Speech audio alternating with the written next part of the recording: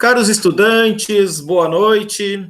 Eu sou o professor Carlos Bartel, do Instituto Federal Catarinense, e estou aqui no nosso canal Conversando sobre História. E o nosso tema de hoje é decolonialidade e a questão indígena. Nós vamos tratar diversos assuntos relacionados a essa temática, educação, legislação, conceitos, né? Uma temática tão importante e principalmente necessária nos dias de hoje. E para essa nossa conversa, nós convidamos o professor Gilson Divino de Araújo da Silva. Ele é professor do Instituto Federal de Rondônia, e ele possui duas graduações, né? Ele é graduado em História e graduado em Direito, então é uma pessoa bastante indicada para falar sobre legislação. E o professor Gilson também apresentou a dissertação de mestrado. Deixa eu ver aqui qual é o título da dissertação. Opa. Ele apresentou uma dissertação de mestrado, vamos ver aqui, intitulada Lei 11.645, 2008, e o ensino de História em busca da ressignificação da cultura do povo indígena Paiter-Suruí. Ensaios de currículo intercultural no Instituto Federal de Roraima, campus Cacoal, né? Isso em 2019.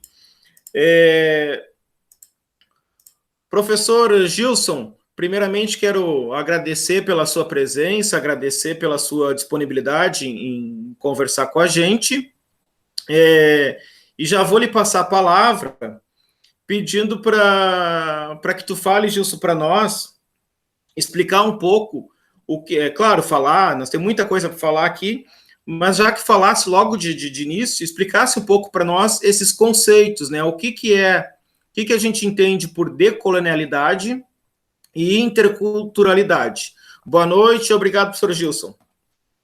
Boa noite, professor. Muito obrigado por poder... É uma honra estar aqui nesse dado momento aqui para trabalhar nesse dedo de conversa sobre a cultura dos povos indígenas e sobre a decolonialidade. Então, nós vamos trabalhar aqui a decolonialidade e a questão indígena. Então, fico muito agradecido. Muito importante debater essa temática hoje, principalmente na atual situação política que nós estamos vivendo. Vejamos o seguinte, para que nós possamos entender a decolonialidade, nós temos que partir, a princípio, do processo da colonização, né? Observamos que o processo da colonização que nós temos, né, ele inicia a partir de 1492. Então, quando Américo Vespucci teve aqui presente no processo da colonização, a partir daí começa um processo já de resistência dos povos aqui da América. No caso, que seriam os povos nativos, aqui intitulado pelos colonizadores de índios, né, que hoje nós chamamos de indígenas. A própria palavra de índios, utilizada pelo processo no contexto da colonização, já demonstra ali uma falta de conhecimento pelos povos europeus, porque foi por meio de um equívoco provocado por eles, né, devido ao processo das grandes navegações, ali, então, passaram a denominar os povos aqui nativos como índios, porque eles acreditavam, a princípio, no primeiro momento, de ter chegado às Índias. Então, vejamos da seguinte forma. Então, de início ali, o sistema, apesar do tema decolonial, é um estudo acadêmico recente, né, que faz parte dos estudos pós-coloniais, então nós temos diversos autores que estão trabalhando essa temática hoje, pesquisando, né, e desconhecidos por muitos. Só que esses estudos eles têm um foco maior, principalmente no Brasil, onde se fala sobre a temática da população negra e não da população indígena. Porque o movimento negro esteve sempre mais presente como forma de resistência na história do Brasil. Então, tanto é que até mesmo o avanço da legislação em relação ao processo em relação à população negra no Brasil, esteve mais forte, mais presente que em relação à população indígena. Então, muitas das pesquisas estão mais voltadas mais nesse sentido, em relação à população negra, e não em relação ao indígena. Então, eu tenho uma pesquisa para poder trabalhar mais em relação aqui sobre o indígena. E já foi o indígena que foi colonizado e nesse processo. Apesar que também a população negra ela veio aqui no sentido para se transformar em uma ótica capitalista, como uma mão de obra, como um processo de mercadoria, mas o povo colonizado nesse processo aqui, processo de colonização, foram os próprios povos indígenas. E os estudos decoloniais têm uma abrangência grande. Ele abrange tanto vamos dizer assim, em um sentido de que nós chamamos de minorias, ou os invisíveis perante as autoridades. E esses grupos são aqueles que necessitam de políticas públicas, né? Que sejam políticas públicas instituídas mas de forma mais incisiva para que esses povos tenham mais uma visibilidade perante a sociedade. Então, seja a população negra, os povos indígenas, os homossexuais e até mesmo a mulher, né? Porque nós tivemos um processo de colonização de uma forma pelo meio patriarcal. A colonização do Brasil, esse processo de colonização, ele é patriarcal. Então, quando nós discutimos a ideia de estudos decoloniais, nós também estamos realizando um estudo de uma visão de caráter, de poder, de um poder, alguém que é subalterno ao outro. Então, nós temos que entender essas questões.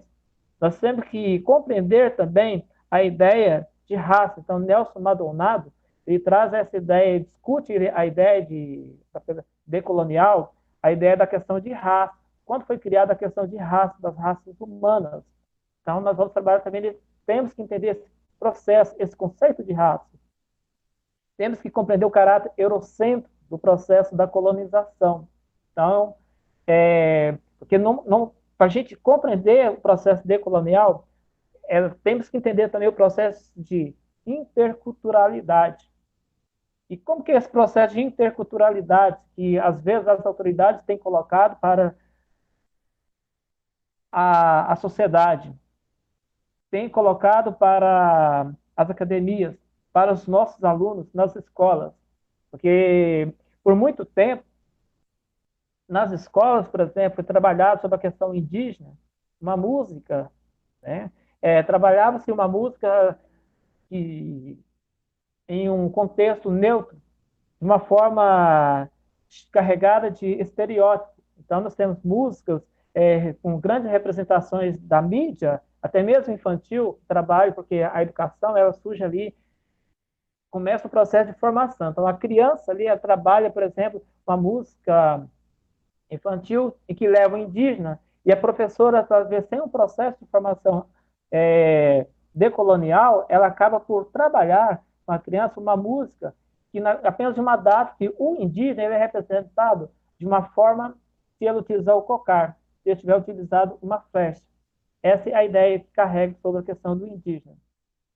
Quando nós trabalhamos o conceito decolonial, nós vamos trabalhar de uma forma de rever, de dar novos significados. É o processo de ressignificação, tá, professor?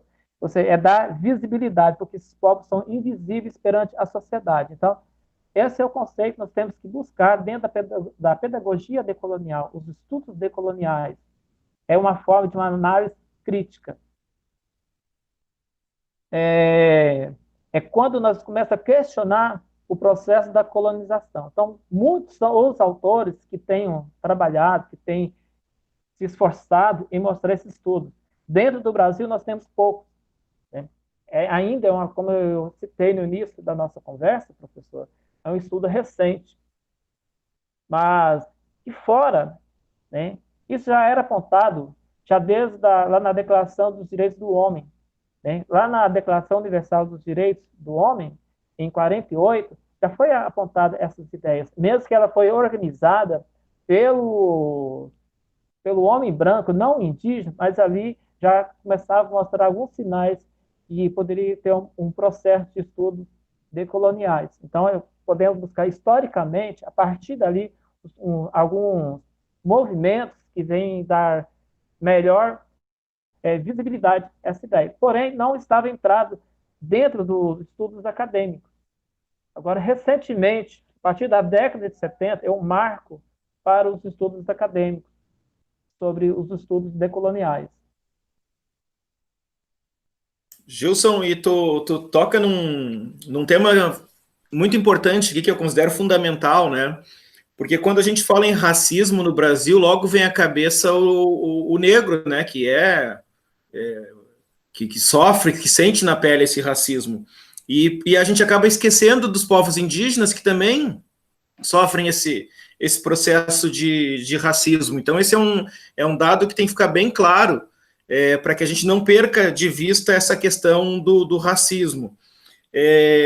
Então, assim, Gilson, a gente poderia dizer que o decolonial é uma desconstrução do discurso criado pelo colonizador, e os próprios povos vão começar a se mostrar e a narrar a sua história. Como tu bem disse aí, o índio que é trabalhado nas escolas, né, não generalizando, mas é um índio idealizado. É o índio do cocar, é o índio que não existe, né? E eu me lembrei aqui de dois estudos, quando tu estava falando, do Edward Said, que ele diz que o Oriente é uma construção do Ocidente, né? E assim, e o colonizado é uma construção do colonizador. E aí tem aquele, não sei se tu conhece aquele livro de um filósofo francês, um livro já da década de 60, do Albert Memmi. O título é um título extenso, é o retrato do colonizado precedido pelo retrato do colonizador, que é como o colonizador cria uma narrativa, uma visão de mundo sobre o colonizado, e como o colonizado ele reproduz essa visão de mundo depois. Né? Então, os estudos, essa noção de decolonialidade, ela visa romper com essa narrativa. Né? Gilson, tu estava me falando antes aqui da gente começar a nossa gravação, sobre a questão da interculturalidade e me dando exemplos aí de Rondônia. Então, tu poderia nos explicar agora esse conceito da interculturalidade e a relação dele com os estudos indígenas, com a tua pesquisa e com essa noção de decolonialidade? Sim.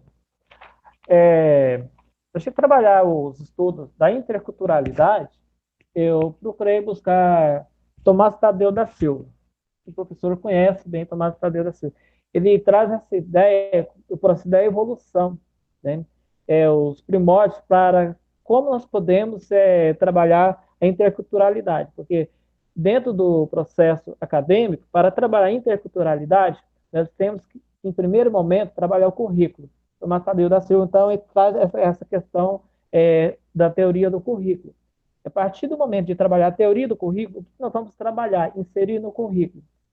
A partir do momento que eu tenho que trabalhar para inserir dentro do currículo, processo de ensino, eu consigo criar ali a interculturalidade. E aí eu tenho uma autora que eu gosto muito de citar muito bem, que é Catarina Walsh. Tubino, Catarina Walsh e Candão. Catarina Walsh traz da seguinte forma: para que nós possamos trabalhar a interculturalidade, não podemos trabalhar aquele modo de negociação, porque quando nós trabalhamos a negociação, nós estamos mostra um processo de subordinação, de uma ideia de poder, de uma cultura aceitar eu trabalhar a cultura indígena. Ela tem a forma que Catarina Walsh traz para nós possamos trabalhar a interculturalidade, é uma forma crítica.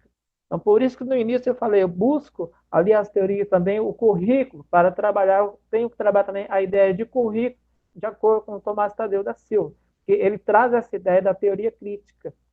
Quando você traz a ideia crítica, aí nós buscamos esse currículo crítico e trabalha a interculturalidade, mas de uma forma que ela seja crítica e não de aceitação.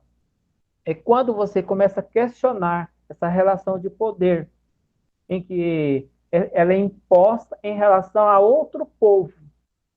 Como no nosso caso, minha temática especificamente é o indígena, logicamente se fala de outros povos também, não é apenas para o indígena, mas a nossa temática para a nossa discussão hoje é o indígena, então aqui eu trago o indígena, aquilo que é o poder colocado para o indígena. Não sei se o professor já tem um contato com alguma é, tribo indígena, mas quando nós trabalhamos, conversamos, estabelecemos o nosso diálogo com o indígena, ele demora um pouco a responder, porque ele tem a cultura dele, a língua materna, ele vai receber, ele vai interpretar, vai processar para responder em português. Os povos indígenas que eu conheço, ele tem a linguagem materna. Então, grande parte deles ali, até o ensino fundamental, eles estudam na aldeia, na linguagem materna, que já é uma previsão, que já está na legislação educacional, né? E quando ele vem para a cidade, ele sente aquele choque, aquele impacto. Então, é um processo, além daquele, observando bem o tamanho do impacto que o indígena recebe ao entrar em contato com o não indígena. Primeiro momento, ele é, ele é rompido, ele é tirado da sua aldeia e está aqui na cidade. A cultura, as pessoas olham de lado para o indígena, porque ele tem dificuldade. Às vezes, até mesmo em sala de aula, enquanto estudante, ele se sente tímido em falar, porque demora um pouco a responder, porque vai fazer esse processo de interpretação. O meio, para ele, é um pouco mais estranho, mesmo que ele já esteja bem presente na nossa sociedade. É como se eu saísse do Brasil e fosse para os Estados Unidos. Um idioma é outro. Então, vou ter que aprender a processar aquilo, mesmo que eu tenha um curso de idiomas aqui, mas eu não sou nato, né? Então, eu vou ter aquela dificuldade para conseguir compreender. Então, o indígena, quando eu vou trabalhar o currículo, a interculturalidade interna ali, ela não pode ser negociada. Você tem que impor esse valor. Porque é trazido para nós dentro dos estudos decoloniais um processo de uma dívida histórica. Que dívida é essa?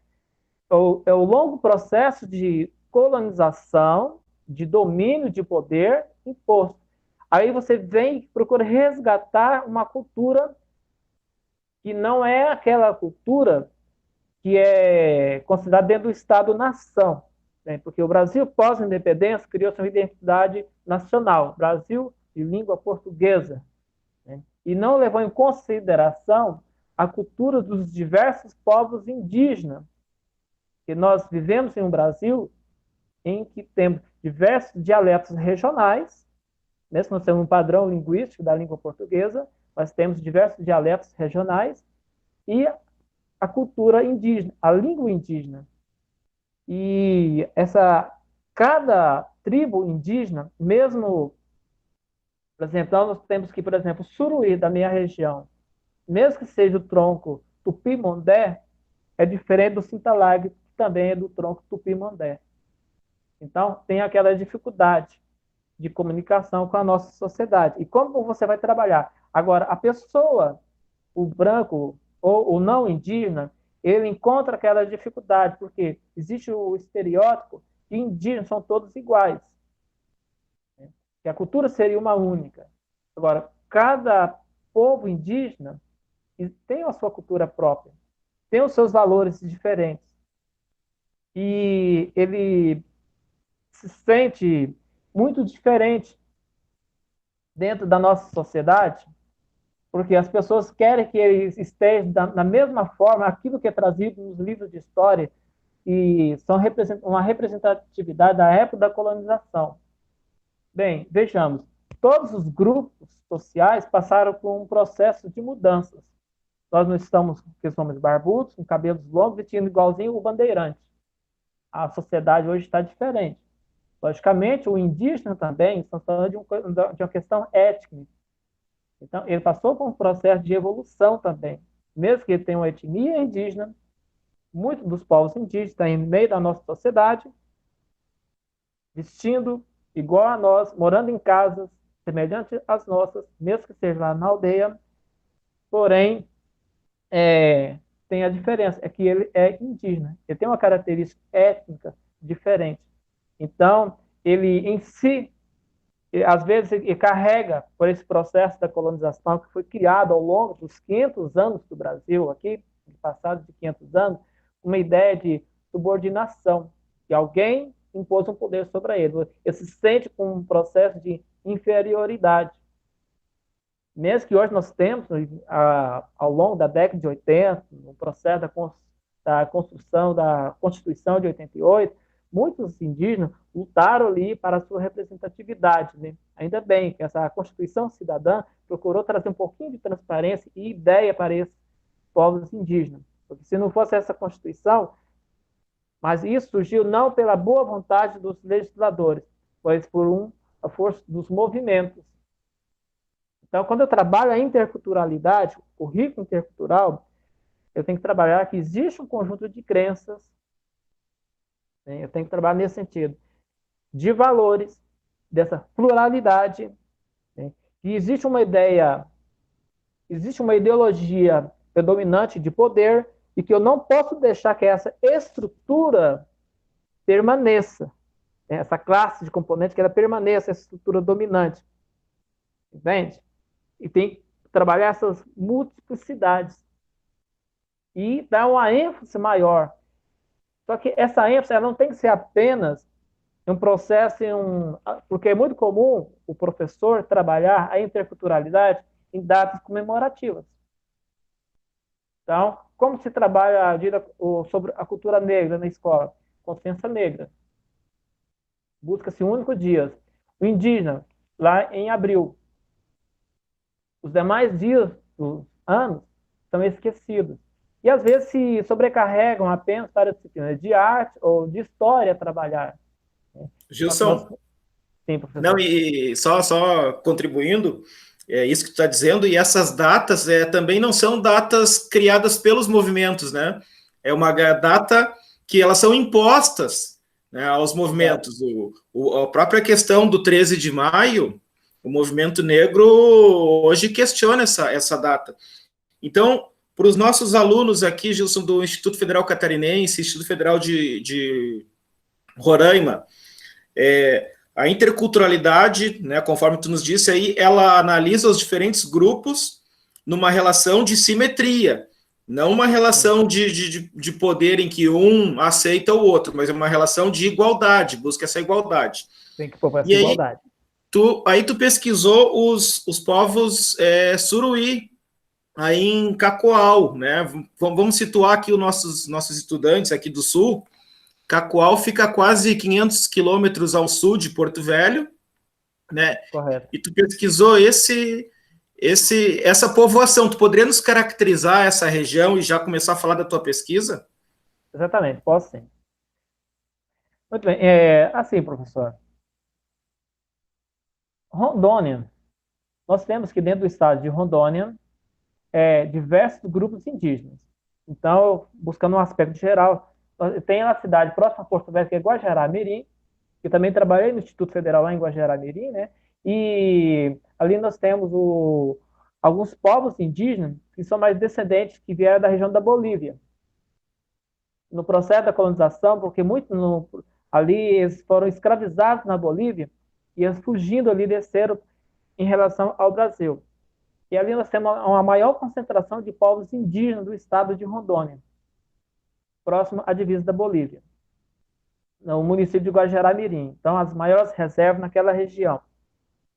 No município de Cacoal, mesmo que nós temos outros povos indígenas aqui e outras cidades vizinhas, que venham aqui até a cidade de Cacoal, nós temos a predominância de dois povos, que são os Cinta-Largas, que tem uma área de abrangência dentro do estado de Rondônia e o estado do Mato Grosso. Então, vai ter na região do estado do Mato Grosso, a região da reserva Roosevelt, uma área rica em minérios. É um povo que vive sendo alvo de garimpeiros. né, que procuram invadir suas terras em busca de minérios, o diamante. E nós temos os povos indígenas, Paité, Suruí. Suruí, aqui em Rondônia, eles passaram por um processo de, o contato deles foi a partir da década de 70, que nós chamamos de colonização recente. Essa colonização recente, ela se deu daqueles projetos de colonização e durante o governo militar estimulou pessoas vindas da região sul, centro-sul do Brasil para ocuparem as terras. Na prática, seria uma lógica de um disfarce de uma reforma agrária para esvaziar os movimentos sociais que tinha na região centro-sul do Brasil. Então, para esvaziar esses movimentos, estimulou o processo de colonização para a região do estado, mais ao norte do estado do Mato Grosso, e Rondônia, e também numa parte da região do Amazonas. Mas o que houve uma prosperidade, pegou aqui na estrada Santarém-Cuiabá, presente essa, e as margens da BR 364, aqui Cacoal está no eixo que nós chamamos eixo da BR 364. E aqui nós temos os povos turuís. Na década de 70 e 80, eles foram obrigados a recuarem a um espaço menor devido à ocupação do processo da agropecuária. E próximo à cidade vizinha, nós temos de Paraná, que tem outros povos indígenas também, que Urupás, entre outros, também tiveram que se recuar no seu espaço territorial. Por muito tempo, tiveram conflito entre os povos indígenas, que é representado por um livro, A História do Começo e o Fim do Mundo, ele foi organizado por Papiani, mas contado pelos povos indígenas. Então, nesse livro, ele traz toda a história em que os povos indígenas, ele está contando, contada, os narradores são os próprios povos indígenas, mostra todo esse processo de contato, como ocorreu esse impacto do processo da colonização. Apesar de nós ter esse grupo indígena aqui no nosso estado, ser bem representativo, a sociedade urbana pouco conhece os indígenas. Então, ou seja, tem esse pouco conhecimento. Então, nós temos no processo da educação, a Lei 11.645, em que nós temos que trabalhar a cultura indígena. Daqui a pouco eu vou falar sobre o processo da evolução dessa legislação. Eu vou falar sobre a pesquisa, aí posteriormente eu falo sobre a evolução dessa, justificando por que eu trabalhei essa pesquisa. Faz parte de um processo, de uma pesquisa acadêmica.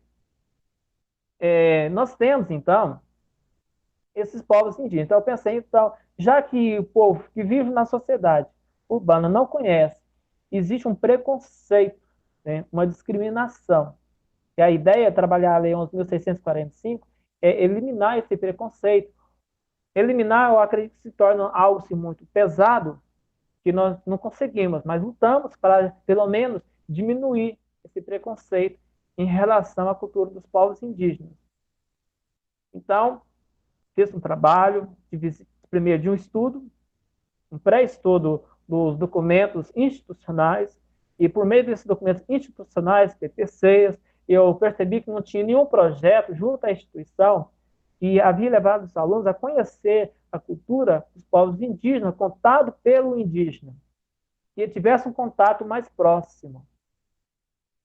Aí eu peguei, fiz um breve questionário, resolvi pesquisar junto com os alunos qual era o conhecimento que ele tinha do indígena. E, logicamente, eu já esperava algum resultado semelhante, porque o conhecimento que eles tinham era aquele indígena que o livro de história, o livro didático traz. E no livro didático traz o indígena com as mesmas características do processo da colonização. Então, essa era a imagem que o aluno tinha. Então, a ideia, como é um estudo decolonial, é desconstruir essa ideia de colonização. Então, eu procurei, fiz um agendamento e fiz um projeto de ensino e levei os alunos até a aldeia. Então, passamos ali, logicamente, eu já conhecia a aldeia, já havia realizado um trabalho, né, na aldeia. Então, levei os alunos, passamos o dia todo na aldeia. E aí, então, eu consegui perceber qual foi o impacto que o aluno teve a partir dali. Qual é a visão que o aluno tinha do indígena antes de conhecer a realidade da comunidade indígena e, posteriormente, qual é a visão que passou a ter. Né? Então, sim, eu achei muito interessante esse trabalho. Isso está previsto na Lei 11.645, onde nós, professores de histórias, temos que inserir ao currículo o estudo da história e cultura dos povos indígenas. Em 2003, teve essa legislação, só que foi inserida apenas para a cultura negra. Valorizava-se apenas a cultura negra. Só que nesse mesmo momento, houve uma reação, né, e já surgiu um projeto a partir dali, de uma deputada federal do PT da época, que é a Maria Ângela, Maria Ângela Duarte. Ela fez um projeto em que depois, 5 anos posteriormente, se transformou em lei, que é a Lei 11.645, onde que nós temos que trabalhar. Então, primeiro nós temos a LDB de 1996, você só mencionava.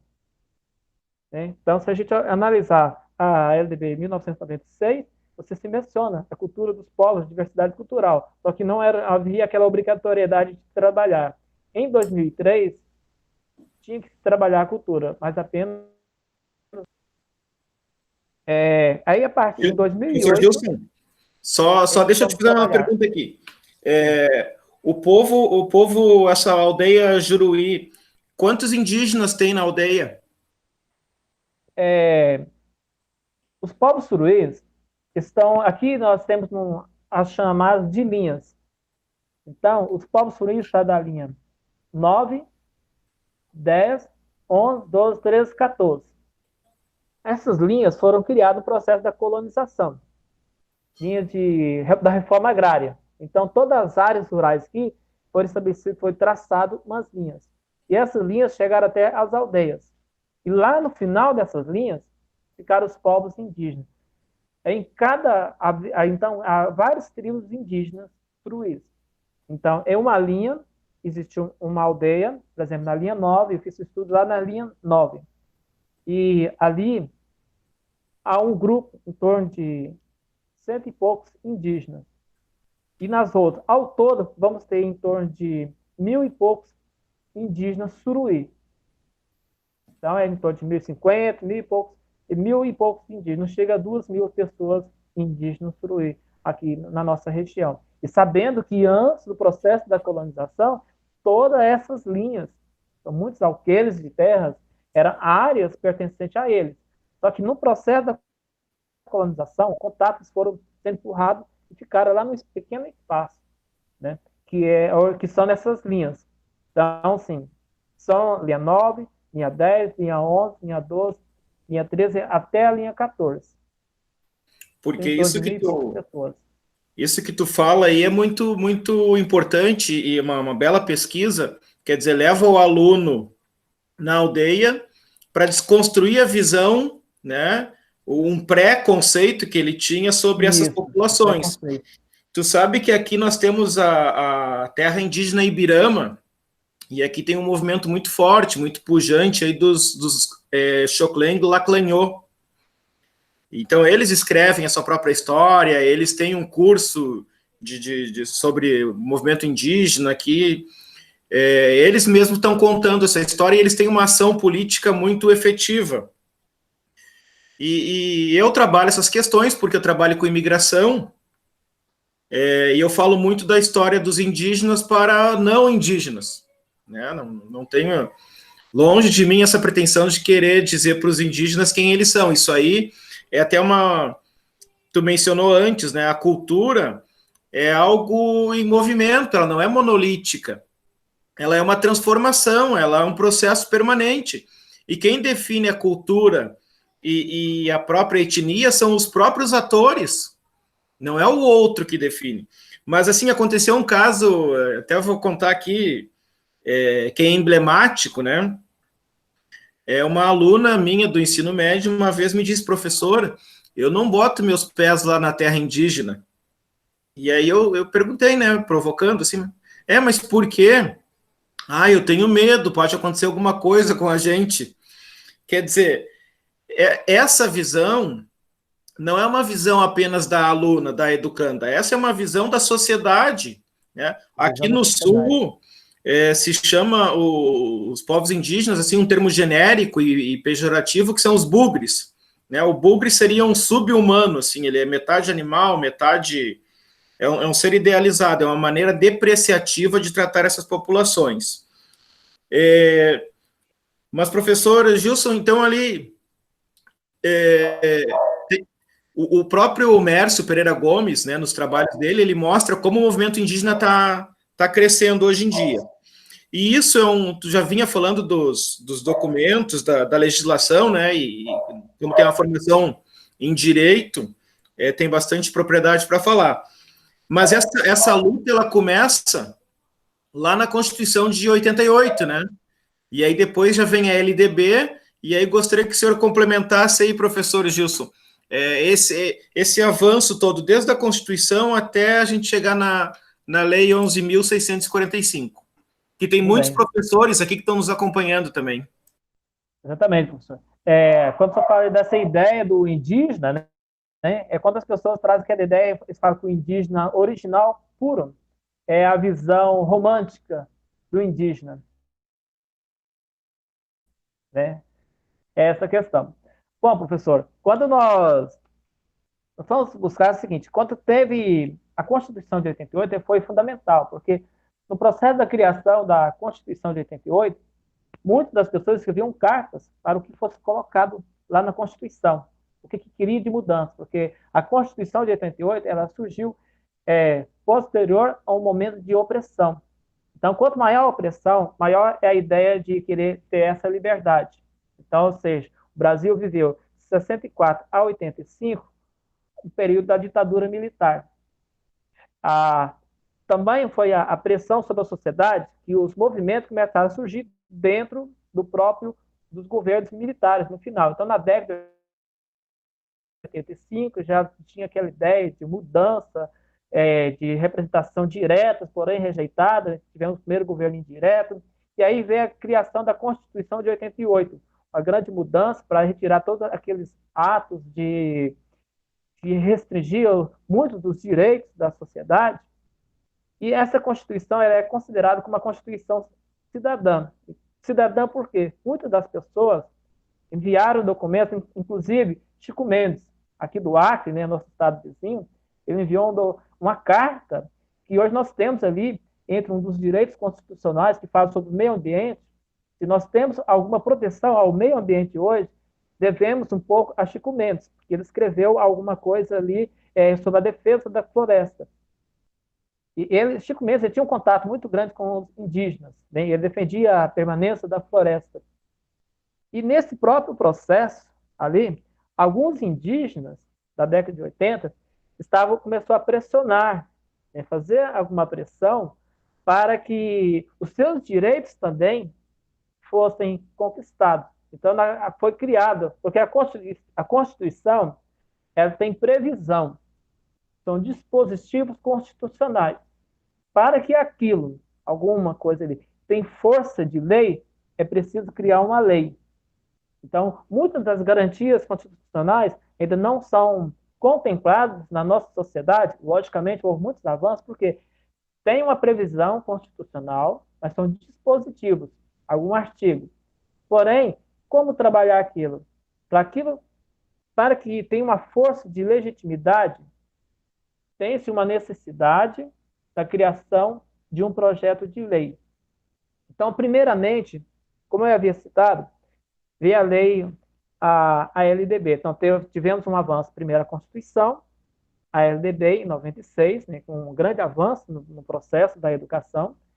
Então, começa a desburocratizar aquele ensino técnico, né, modelo tradicional, então já criando mais uma pluralidade de culturas, e ali foi citado apenas a forma de ser mencionado tanto a cultura indígena, africana, mas não se tornava obrigatório a gente conseguir trabalhar.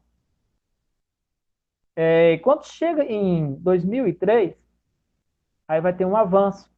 Aí se torna obrigatório trabalhar essa cultura, mas a cultura negra, né? Os povos que têm descendências africanas, que é a cultura deles aqui no Brasil. Então, se quem foi professor antes de 2003 e trabalhou em 2003, vê essa mudança no próprio livro didático. Porém, pelo processo, sem o professor ter passado por um processo de formação, ele ficaria meio perdido, porque o próprio professor desconhecia a história dos povos africanos. Ele não era misturado à cultura de outros povos. Então, os reinos africanos. Só que em 2003, então ainda ficou uma brecha. Como aí, falando do negro, nós estamos falando de interculturalidade, pluralidade, e os indígenas. Aí então foi quando a Maria Ângela Duarte lançou-se um projeto, né, onde ela lutou ali e passou por diversas mudanças, né, até se transformar. 5 anos posteriormente, em 2008, transformou-se em lei, a Lei 11.645, de 2008.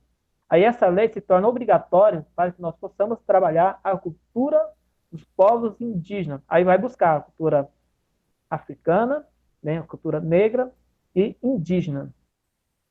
Mas aí vem, como trabalhar?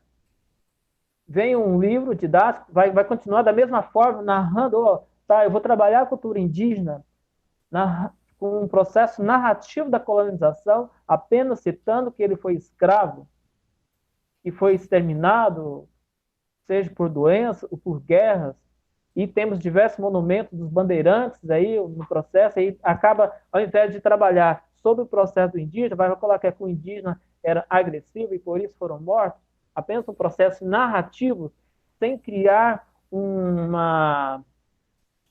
questionamento, né, sem fazer uma problematização, porque muitos dos professores não tiveram, no seu processo acadêmico, não passaram por esse processo de como trabalhar. Você pode fazer uma pesquisa, se fazermos uma pesquisa hoje, quantos professores de história, ou de arte, ou geografia, ou literatura, que conhecem a Lei 11.645, de imediato, nós vamos contar nos dedos quantos são os professores que conhecem.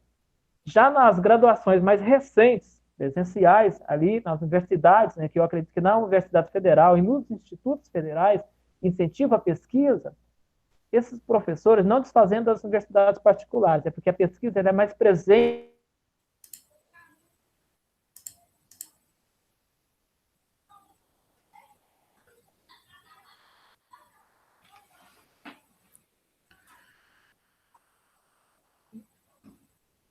Deu uma pequena interrupção aqui no sinal do professor Gilson, né? Ele já deve estar retornando aí. Então, eu só quero, enquanto o professor Gilson retorna, só complementar o seguinte, que esse problema que o professor estava referindo, da falta de documento, da falta de... Deixa eu ver aqui. Da falta de documentos, da falta de material didático, foi um documento que foi um problema que aconteceu também em 2003, com a Lei 10.639, que dava conta dessa história, dessa cultura africana, afro-brasileira, e eu me lembro que não se tinha material didático. Então foram feitos cursos, foi estimulado a produção de material, e aí começou a surgir material didático para dar conta desse processo. Professor Gilson.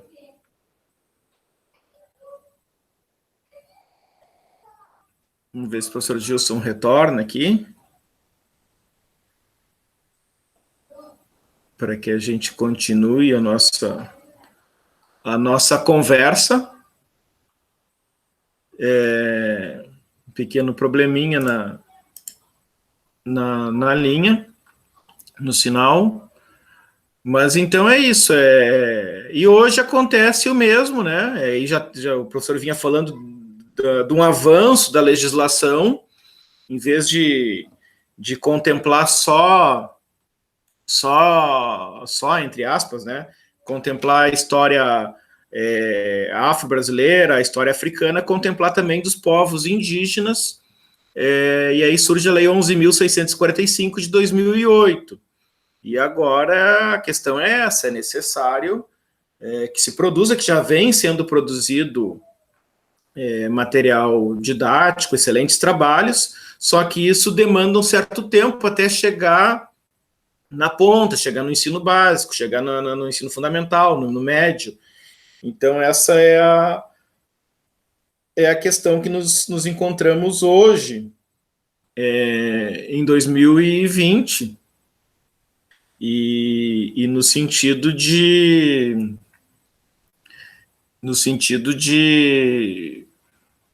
diminuir essa visão, né? Às vezes não digo nem preconceituosa, mas essa visão distorcida que nós temos em relação ao outro.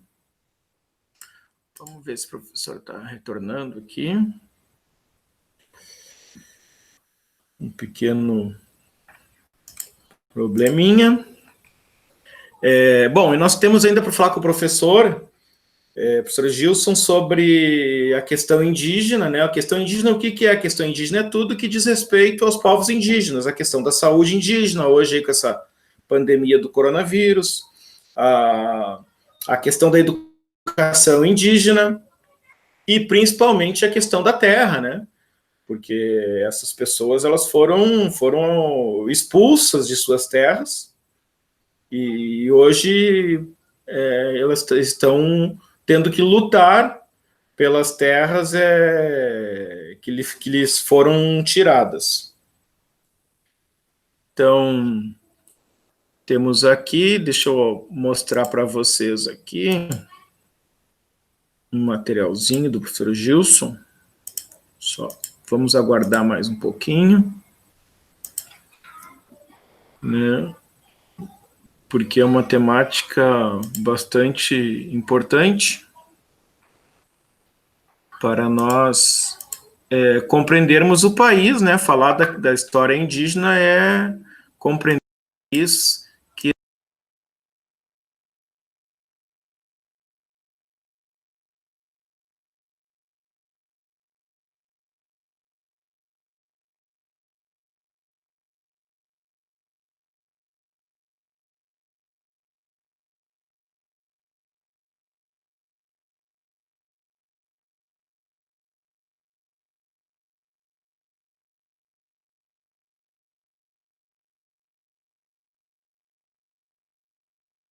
Bom, então, caros alunos, o professor Gilson ele ficou lá sem internet. Isso aí acontece nas lives, né? Acontece no ensino remoto, que a gente vem discutindo tanto hoje em dia aí, as dificuldades do ensino remoto. Infelizmente, o professor ficou temporariamente sem a internet.